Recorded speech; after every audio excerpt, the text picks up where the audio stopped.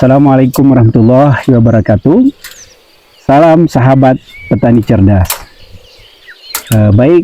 Para pemirsa channel Amalan Salihan, pada hari ini kita akan berbagi cerita seputar pertanian. Nah, karena yang terkenal di Tanah Gayo ini adalah kopi, maka hari ini kita akan berbicara mengenai seluk-beluk kopi, kemudian bagaimana merawat tumbuh kembang kopi di Tanah Gayo. Bersama kita sudah hadir salah seorang penyuluh pertanian Kabupaten Aceh Tengah, terkhusus di Kecamatan Pegasing, yaitu Bapak Hairudin atau sering disebut dengan Bapak Idun. Nah, mari kita sapa dulu Pak Idun. Assalamualaikum Pak Idun. Waalaikumsalam warahmatullahi wabarakatuh. Bagaimana kabarnya nih Pak? Alhamdulillah baik Pak. Baik Pak ya.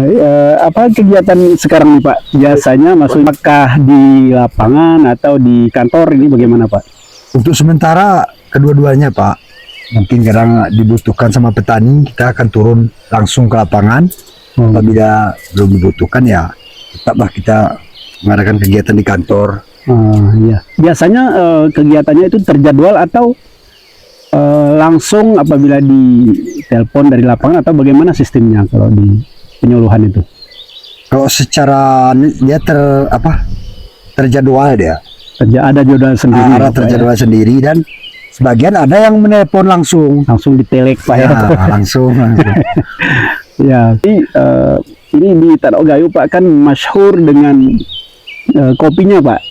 Ya, dengan kopi, kemudian alpukat, kemudian banyak jenis hasil-hasil pertanian yang keluar dari Tanah Gayo yang diekspor ke luar negeri. Nah, salah satu yang paling fenomenal adalah kopi. Nah, ini kalau dari Bapak sendiri bagaimana sih Pak sebenarnya tumbuhan kopi itu bisa menjadi kopi terbaik? Kita melihat dari segi perawatan Pak ya. Apa bibitnya Pak? Bagaimana dengan bibit? Bibit itu tergantung sama lahan petani tersebut. Mungkin ada yang Gayo 3, Gayo 1. Ya, berarti penentuan bibit terbaik ya, Pak ya, mempengaruhi buah kopi juga. Ya. Kemudian ada yang terkenal nih Pak sekarang nih, Ating Super. Ini bagaimana Pak perkembangan Ating Super di Tanah Gayo ini? Berbicara tentang Ating Super, itu pun tergantung di lahan tersebut. Tergantung kondisi tanah ya. Kondisi tanah. Enggak semua istilahnya merata dia cocok di wilayah tersebut. Tergantung kondisi alamnya Pak ya. Ya, faktor cuaca. Ya. Faktor ketinggian. Ya. Kalau di Pegasing sendiri itu yang cocok kopi apa Pak? Kalau di Pegasing pada umumnya itu ada yang Gayo 1. Oh, Gayo 1. Ating Super. Gayo 1 itu berarti semodel tim-tim dia ya? Tim. Ya. Baik, mungkin bisa direkomendasikan untuk wilayah Pegasing itu bisa G1 atau kopi Ating Super. Nah, kemudian yang berkembang saat ini dalam budidaya penanaman Pak, ini kan ada sekarang model tanam Brazil. Nah, ini bagaimana Pak? Apakah dia berpengaruh kepada hasil atau ada pengaruh kepada bijinya gitu? Berpengaruh enggak Pak? Kalau itu berpengaruh dia. Ya, maksudnya lebih bagus atau berkurang kualitas kopi itu? Udah jelas dia berkurang. Ya. Karena dia sistem tanam pagar. Ya, betul. Sistem, karena dia sewaktu dia udah besar, sekitar umur 3 tahun, 4 tahun, dia kan sudah mulai lebat tumbuh.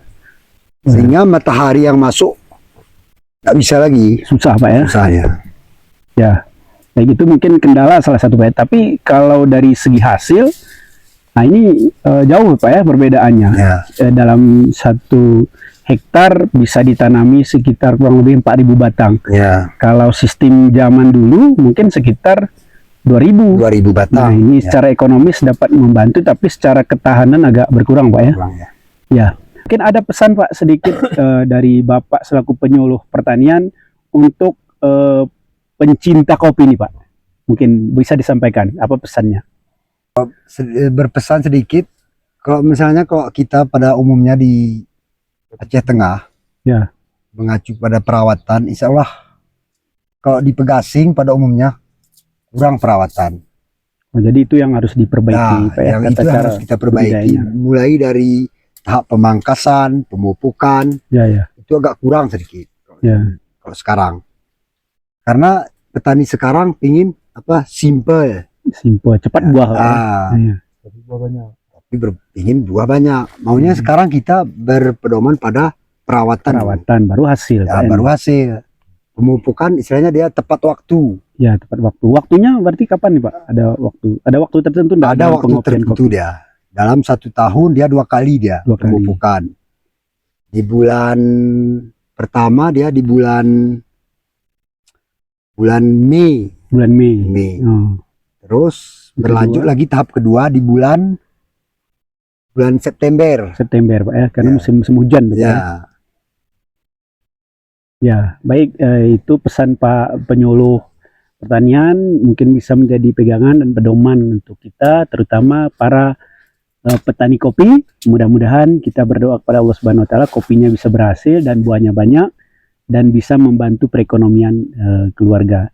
Itu saja bincang-bincang kami pada siang yang berbahagia ini. Jangan lupa dukung terus channel Amalan Salihan untuk berkembang. Jangan lupa like and subscribe dan dibuat komentar supaya channel ini bisa berkembang. Terima kasih dari kami. Assalamualaikum warahmatullahi wabarakatuh.